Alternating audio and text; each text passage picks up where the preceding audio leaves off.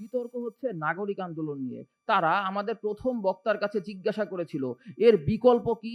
বিকল্প হলে নাগরিকরা সচেতন না হলে জিনিসটির সমাধান কিভাবে সম্ভব? আর কোনটি অধিকতর কার্যকর? বিকল্প দেখেছি আইনের সুষ্ঠু প্রয়োগ ও নীতিমালা প্রণয়ন।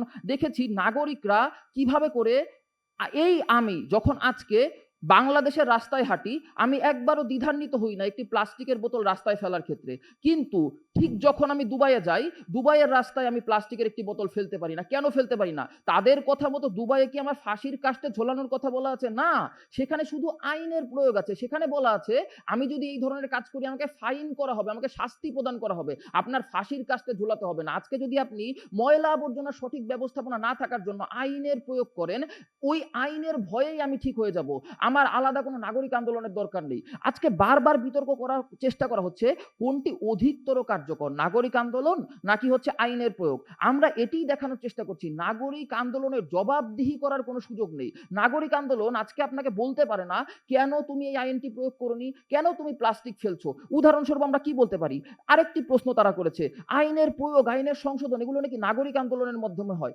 বাংলাদেশে স্বৈরাচারের দীর্ঘ 15 বছরে আমরা দেখেছি ডিজিটাল সিকিউরিটি অ্যাক্ট নামে একটি অ্যাক্ট ছিল। এই অ্যাক্টের বিরুদ্ধে কম নাগরিক আন্দোলন হয়েছে, কম সুশীল সমাজ স্বরাজ হয়েছে, কিন্তু এই নাগরিক আন্দোলন ডিজিটাল সিকিউরিটি অ্যাক্টকে পরিবর্তন করতে পারেনি। আইনের পরিবর্তন তখনই হয় যখন সরকারের সদিচ্ছা থাকে এবং এটি সরকারের পুরো নিজস্ব ব্যাপার। যদি নাগরিক আন্দোলনের মাধ্যমেই পরিবর্তন হতো তাহলে বাংলাদেশে সুষ্ঠু নির্বাচন হতো, কারণ কত নাগরিক তো দাঁড়িয়েছে সুষ্ঠু নির্বাচনের পক্ষে। অর্থাৎ সরকার যদি চায় বর্তমান বিদ্যমান কাঠামোয়, বর্তমান আইনের মাধ্যমেও প্রচুর পরিমাণ প্লাস্টিক দূষণ প্রতিরোধ সম্ভব, যেটি আমরা বর্তমানে দেখেছি প্রত্যেকটি সুপার শপে প্লাস্টিক দূষণ প্রতিরোধ করা হচ্ছে। আজকে তাদের পক্ষ থেকে কোনো সুদৃঢ় যুক্তি নেই। তারা আজকে আমাকে একটি উদাহরণ দিতে পারেননি যে অমুক দেশে প্রচুর পরিমাণ নাগরিক আন্দোলন সংগঠিত হয়েছে, যার ফলে কর্পোরেটরা বুকে হাত দিয়ে বলেছে আজকে থেকে আমরা আমাদের যে প্লাস্টিক পণ্যগুলো আছে এগুলো বাদ দিয়ে কাগজের প্যাকেটে প্যাকেজিং করব।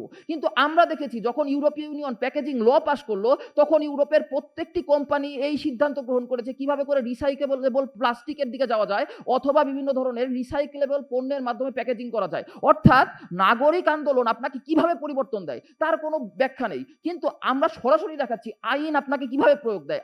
আইন আপনাকে রাতারাতি পরিবর্তন দেয়, আইন আপনাকে কার্যকর পরিবর্তন দেয় এবং আইন আপনাকে দায়বদ্ধ করে যার মাধ্যমে পরিবর্তনগুলো আসে।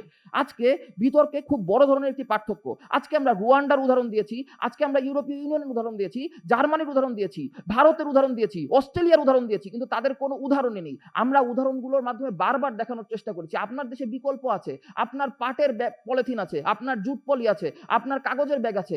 আমার বাবাকে আমি ছোটবেলায় দেখতাম বাজারের ব্যাগ নিয়ে বাজার করতে যেত, কিন্তু কেন সে আজ প্লাস্টিক ব্যবহার করে? কারণ আইনের কোনো প্রয়োগ নেই। আইন বলে না যে প্লাস্টিক ব্যবহার করলে সমস্যা হবে। আইন প্রয়োগ করলে অবশ্যই মানুষ আবার জুট পলিতে ফেরত যাবে, মানুষ আবার বাজারের ব্যাগ নিয়ে বাজার করতে যাবে। এই দায়বদ্ধতা কিভাবে করে নাগরিক আন্দোলনের মাধ্যমে নিশ্চিত করা সম্ভব, এটি আজকে তাদের বিতর্কে তারা দেখাতে পুরোপুরি ব্যর্থ হয়েছে। কিভাবে করে নাগরিক আন্দোলনের মধ্যে যে স্বভাব সুলভ একে অন্যকে ডমিনেট করার মানসিকতা, এটি কিভাবে নিশ্চিত হবে সেটি দেখাতে ব্যর্থ হয়েছে। এই জন্য আমরা বিশ্বাস করি নাগরিক আন্দোলন মাধ্যমে কখনোই সমস্যার সমাধান নয়, বরং নীতিমালা প্রণয়ন এবং আইনের বাস্তবায়নের মাধ্যমে এটি সম্ভব। ধন্যবাদ মাননীয় সভাপতি, ধন্যবাদ সবাইকে।